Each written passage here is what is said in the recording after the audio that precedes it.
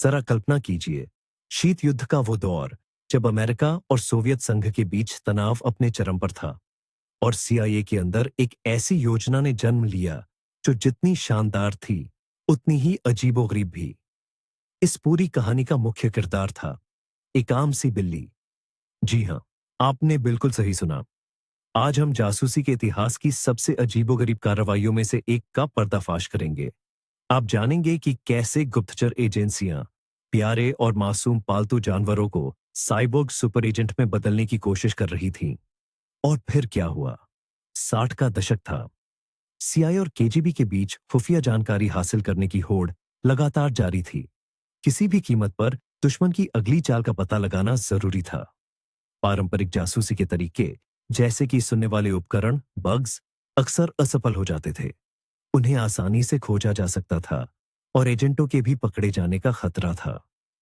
कुछ ऐसा चाहिए था जो बिल्कुल नया हो और जिस पर किसी को शक भी न हो। और तभी किसी की नजर उन जानवरों पर पड़ी जो हर जगह बिना किसी रोक टोक के घूमते रहते हैं।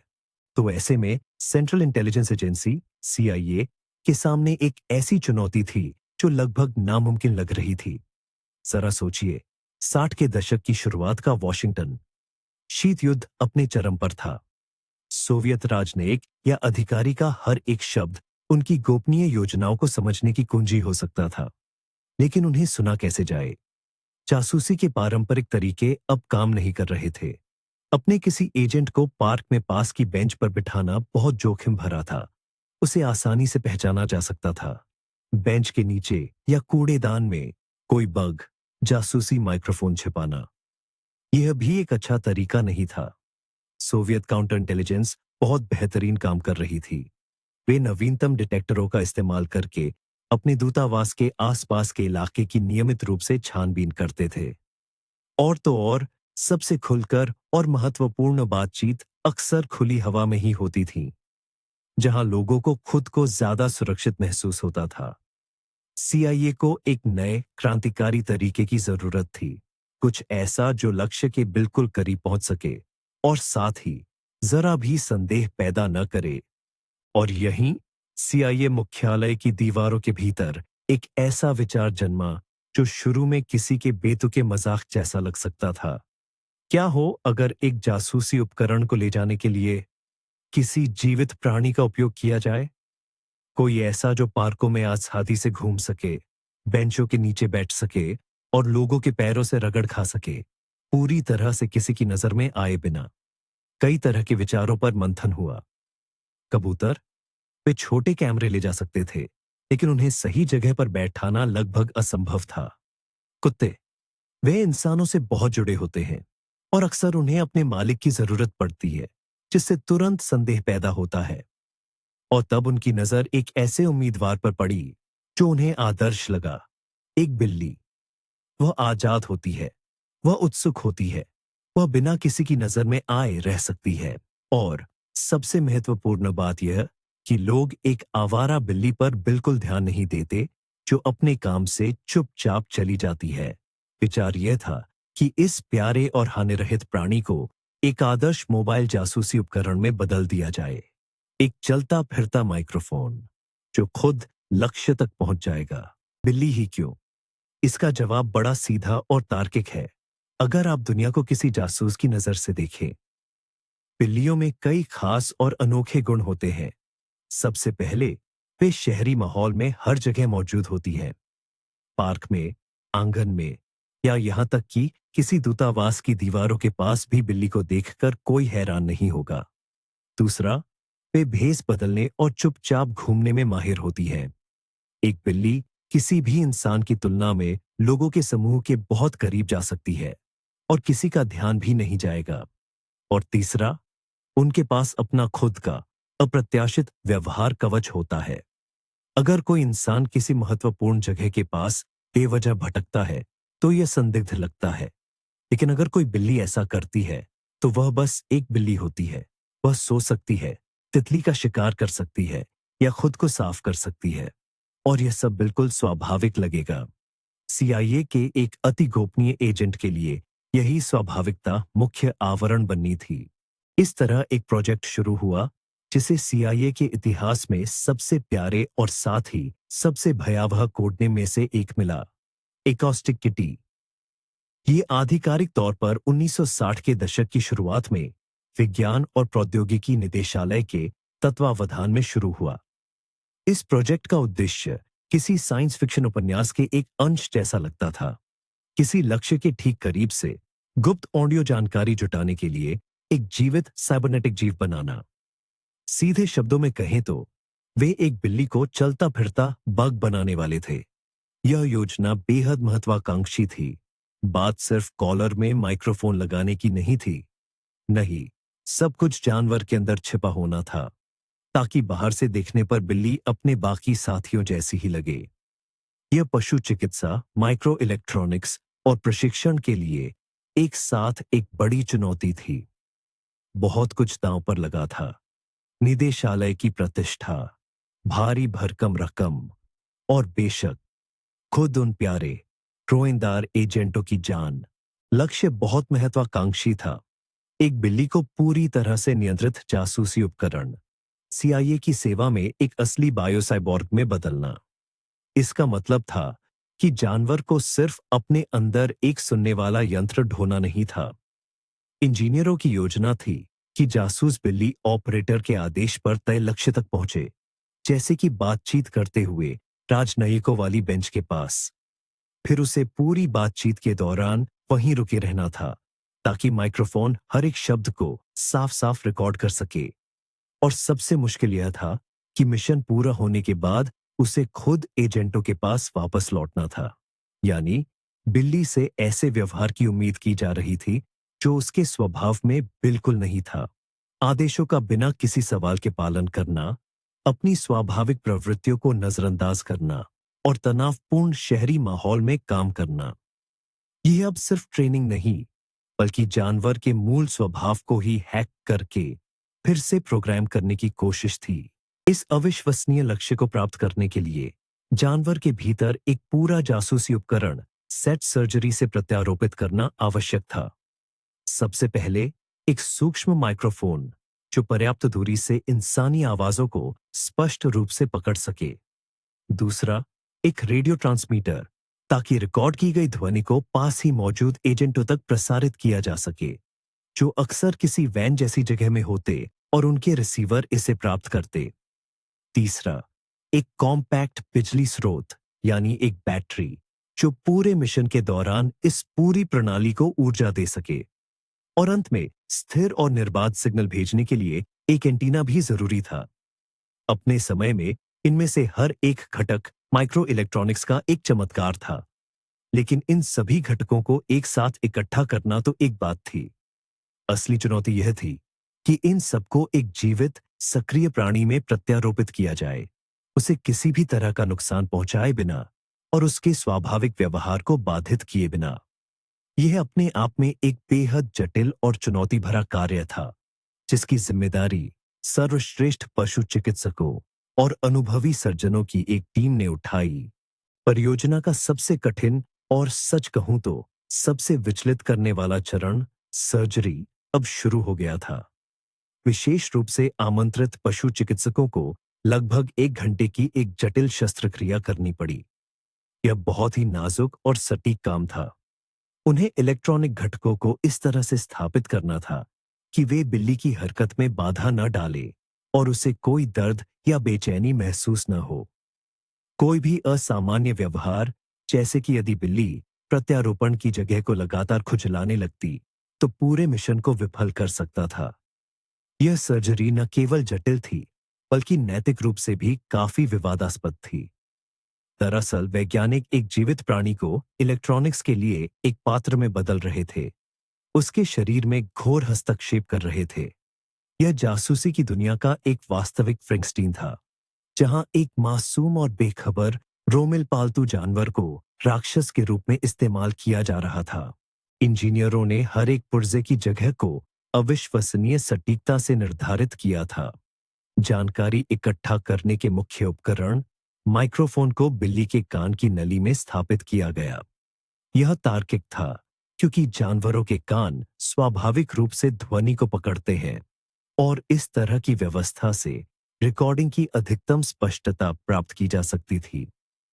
एक सिक्के के आकार के छोटे रेडियो ट्रांसमीटर को सुरक्षित रखने के लिए खोपड़ी के आधार में प्रत्यारोपित किया गया।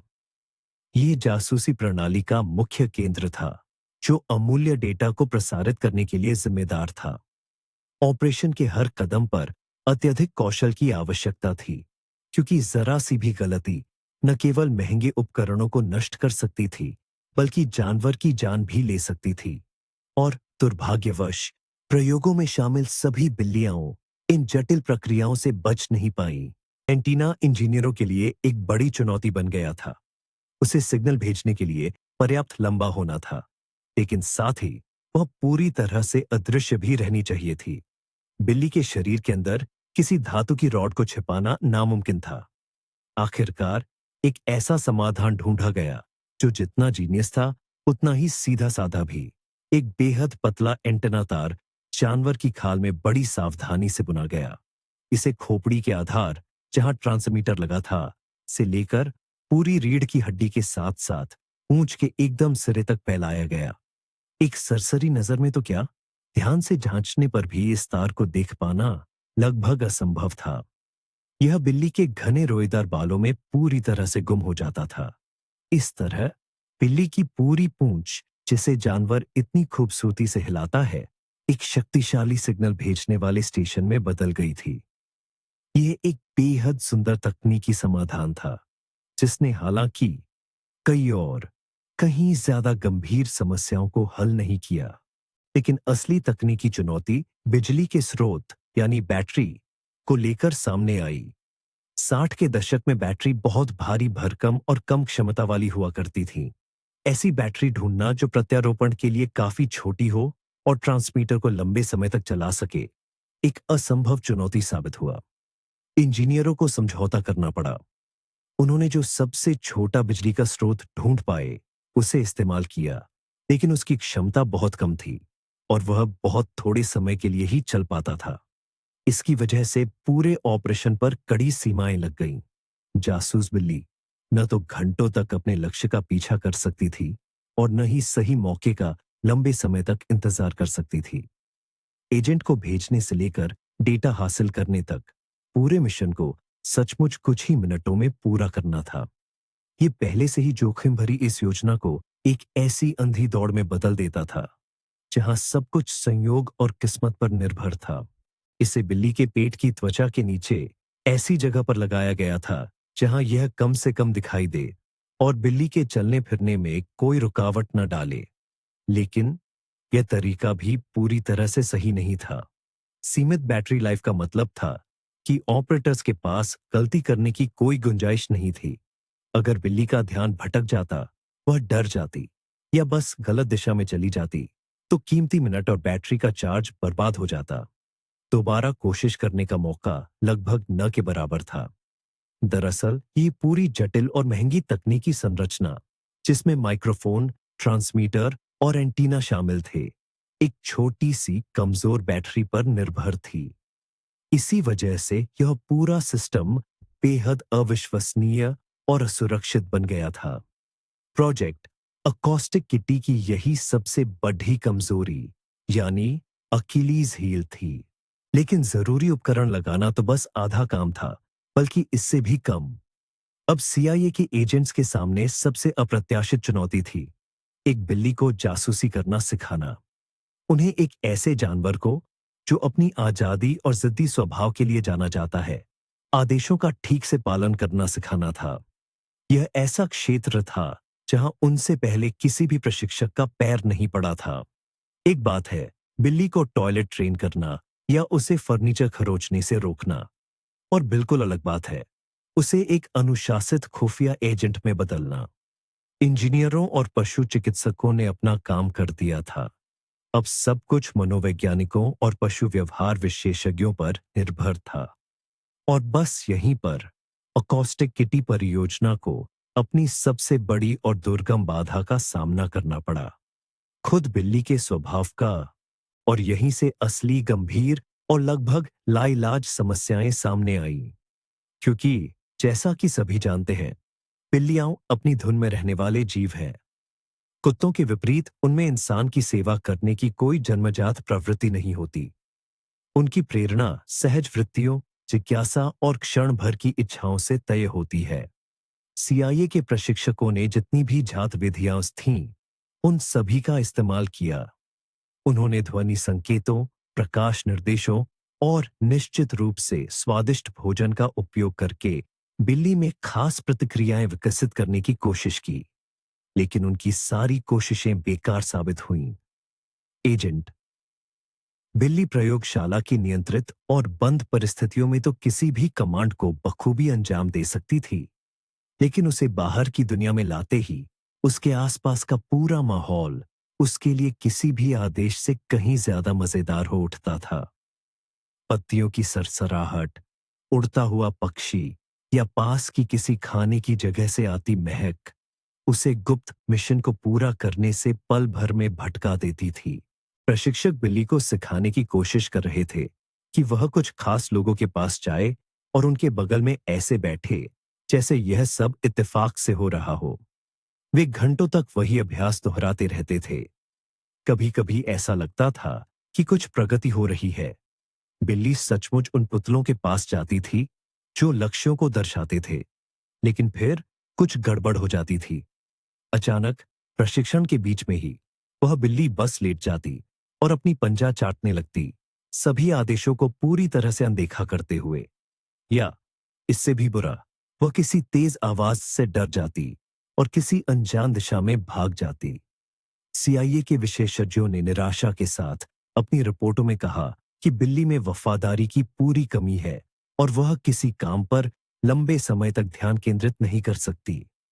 उन्हें उस बात का सामना करना पड़ा जो हर बिल्ली मालिक जानता है, उसे वह काम करवाना जो वह नहीं करना चाहती लगभग असंभव है। एजेंटों ने भूख को ही मुख्य प्रेरक शक्ति बनाने का प्रयास किया। उनका मानना था कि एक भूखा जानवर सही से काम करने पर मिलने वाले इनाम के लिए ज्यादा प्रेरित होगा। बिल्ली को स्कास्ता परहेज पर रखा गया, इस उम्मीद में कि जीवन रक्षा की सहज प्रवृत्ति उसकी जन्मजात जिद पर भारी पड़ी रहेगी। शुरुआत में उन्हें कुछ सफलता भी मिली। बिल्ली सचमुच ज्यादा आज्ञाकारी हो गई और आदेशों का पालन भी ज्यादा करने लगी। लेकिन इसमें भी एक नई अड़चन आ गई। जैसे ही जानवर को खाना मिलता, वह तुरंत आगे के काम से पूरी तरह बेपरवाह हो जाता था। इतना ही नहीं, लगातार भूख से बिल्ली चिद्दा-चिद्दी और अशांत रहने लगी, जो उसे बाहरी चीजों से भी ज्यादा विचलित करती थी।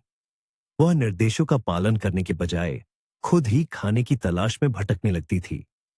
यह स्पष्ट हो गया कि भूख जैसी बुनियादी प्रवृत्ति को भी नियंत्रण का एक भरोसेमंद साधन नहीं बनाया जा सकता। एक ऐसा प्रोजेक्ट जो शुरुआत में एक तेज और आसान हल लग रहा था, सालों तक खिंचता चला गया। पूरे 5 साल। जरा सोचिए, 5 साल तक सीआईए के बड़े बड़े दिमाग, पशु चिकित्सक, इंजीनियर और ट्रेनर एक बिल्ली को जासूसी सिखाने में लगे रहे। ये साल अंतहीन प्रयोगों, निराशाजनक गलतियों और पूरी तरह नाकाम ट्रेनिंग से भरे थे। टीमें बदलती रही, बजट बढ़ते गए, लेकिन नतीजा लगभग सिफर ही रहा। जब बिल्ली किसी तरह सही दिशा में कुछ मीटर चल पाती थी, तो वो छोटी सी जीत भी तुरंत दर्जनों नाकामियों में बदल जाती थी। जानवर या तो भाग जाते, काम करने से मना कर देते, या कभी-कभी तो अफसोस, मुश्किल अभियानों के दौरान उनकी मौत भी हो जाती थी। अकॉस्टिक किटी नाम का ये प्रोजेक्ट अब एक महंगा और निराशाजनक सिरदर्द बनता जा रहा था। इस अजीबोगरीब प्रोजेक्ट पर बाद में सामने आए अनुमानों के मुताबिक 15 से 20 मिलियन डॉलर खर्च हुए थे। आज के समय में इसकी कीमत 150 मिलियन डॉलर से भी कहीं ज्यादा होगी। यह एक बहुत बड़ी रकम थी, जो एक फाइटर जेट विकसित करने या एक छोटा युद्धपोत बनाने की लागत के बराबर थी। यह पैसा छोटे से छोटे इलेक्ट्रॉनिक उपकरण विकसित करने में, बेहद जटिल सर्जरी पर, विशेषज्ञों की पूरी टीम के वेतन पर और जाहिर है जासूस बिल्लियों के रखरखाव पर खर्च हुआ। यह प्रोजेक्ट सचमुच सोने का होता जा रहा था, और यह सब एक ही मकसद के लिए था, जो हर दिन और ज्यादा दूर की कौड़ी लगने लगी थी।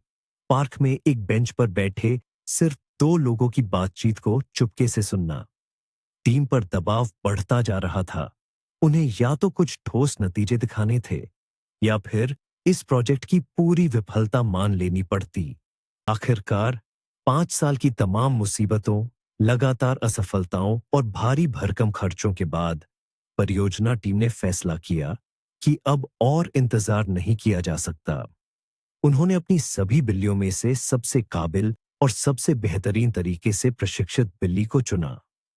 तमाम मुश्किलों के बावजूद उन्होंने अपने प्रबंधन को समझा दिया कि उनका एजेंट अब अपने पहले वास्तविक लड़ाकू मिशन के लिए तैयार है। शायद यह हताशा में उठाया गया एक कदम था, या शायद उन्हें सच में विश्वास हो गया था कि वास्तविक परिस्थितियों में बिल्ली अलग तरह से व्यवहार करेगी। जो भी वजह रही हो, हरी झंडी दे दी गई थी। ये अकॉस्टिक कैट प्रोजेक्ट के लिए निर्णायक पल था। सालों की सारी मेहनत और करोड़ों का खर्च अब सिर्फ एक ही मिशन की सफलता से वसूल होने वाले थे। दांव पर बहुत कुछ लगा था। जासूसी बिल्ली को अपने पहले मिशन पर भेजने के लिए 2 पुरुषों को लक्ष्य के तौर पर चुना गया। उनकी पहचान आज तक गुप्त रखी गई है, मगर इतना जरूर पता है कि सीआईए की उनमें गहरी दिलचस्पी थी। खुफिया जानकारी के मुताबिक उन्हें वॉशिंगटन के एक पार्क की बेंच पर एक गुप्त बातचीत के लिए मिलना था। ये पार्क सोवियत दूतावास के ठीक पास था। ये जगह बिल्कुल सही थी, खुला इलाका था, जहां किसी भी तरह की निगरानी आसानी से पकड़ी जा सकती थी। लेकिन सीआईए का मानना था कि कोई भी सामान्य बिल्ली पर जो इत्तेफाक से वहां आ जाए, जासूसी का शक कभी नहीं करेगा। योजना सीधी सादी थी, बिल्ली को पास में छोड़कर उसे उस खास बेंच की तरफ भेजना। बस इस बात की उम्मीद करनी थी कि इस बार वह जानवर धोखा नहीं देगा। सीआईए के एजेंटों ने अपनी वैन एक ऐसी सड़क पर पार्क की थी जहां से पार्क का पूरा नजारा दिखता था। वैन सिग्नल पकड़ने वाले अत्याधुनिक उपकरणों से भरी हुई थी। अंदर का माहौल बेहद तनावपूर्ण था। इस प्रोजेक्ट पर अपनी जिंदगी के 5 साल लगाने वाले सभी लोग सांस रोके हुए थे। मॉनिटरों पर सब कुछ साफ दिख रहा था। वह रही वही बेंच, और अब लक्ष्य यानी संदिग्ध व्यक्ति भी दिखाई देने लगे थे। सब कुछ योजना के मुताबिक ही चल रहा था। उन्होंने एक बार फिर सभी उपकरणों की जांच की। रिसीवर पूरी तरह से काम कर रहा था। बिल्ली में लगी बैटरी भी पूरी तरह चार्ज थी। इतने सालों की मेहनत और बेशुमार पैसे खर्च करके चलाई गई इस गोपनीय मुहिम की जबरदस्त कामयाबी की उम्मीद में सभी डूबे हुए थे। ये उनका इकलौता मौका था ये साबित करने का कि एक साइबोर्ग बिल्ली का विचार कोई पागलपन नहीं, बल्कि जासूसी की दुनिया में एक शानदार क्रांति था। अब सब कुछ उस छोटे से फुर्तीले रोएदार एजेंट पर निर्भर करता था। और आखिरकार वो दिन आ ही गया। सीआईए की एक वैन पार्क के पास खड़ी थी।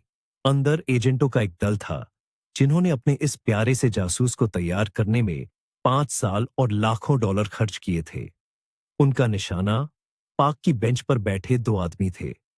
सभी की सांसें थमी हुई थीं। वैन का दरवाजा खुला और एक साइबरनेटिक्स बिल्ली डामर पर कदम रखती है। उसे सड़क पार करके अपने लक्ष्य के पास पहुंचना था। लेकिन बिल्ली अपने लक्ष्य की ओर जाने के बजाय उसने वही किया जो बिल्लियां करती हैं।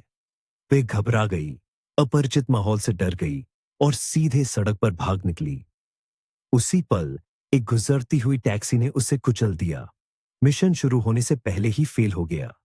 $20 मिलियन और 5 साल की मेहनत चंद सेकंड में एक गाड़ी के पहियों के नीचे खत्म हो गई। इस घटना के तुरंत बाद अकॉस्टिक किटी प्रोजेक्ट को तुरंत और हमेशा के लिए बंद कर दिया गया। सीआईए की एक बाद में सार्वजनिक की गई रिपोर्ट में लिखा था कि ऐसे उपकरण बनाने में वैज्ञानिक सफलता के बावजूद यह कार्यक्रम वास्तविक कार्यों के लिए अव्यावहारिक पाया गया। सीधे शब्दों में कहें तो उन्होंने स्वीकार किया कि किसी बिल्ली को वास्तविक तनावपूर्ण स्थिति में आदेशों का पालन कराना असंभव है। इस तरह अकॉस्टिक किटी प्रोजेक्ट की कहानी खत्म हुई, जो खुफिया एजेंसियों के इतिहास की सबसे महंगी और बेतुकी असफलताओं में से एक है।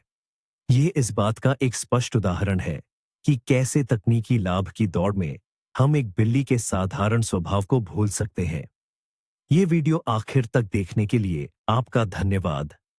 अगर आपको यह अविश्वसनीय कहानी पसंद आई हो, तो लाइक करना और चैनल को सब्सक्राइब करना न भूलें, ताकि आप नई सार्वजनिक हुई रहस्यों को मिस न करें। और आपके हिसाब से कौन सा जानवर एक आदर्श जासूस बन सकता है? अपनी राय कमेंट्स में जरूर बताएं।